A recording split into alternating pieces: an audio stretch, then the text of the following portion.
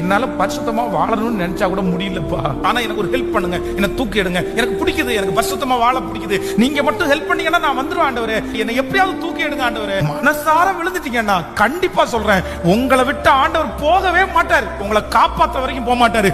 உங்களை அவ்வளவு சீக்கிரமா யார் கையிலும் கர்த்தர் விட்டு கொடுக்க மாட்டாரு. உங்க மேல ஒரு சாஃப்ட் கார்னர் ஆண்டவருக்கு இருந்துட்டே இருக்கும்.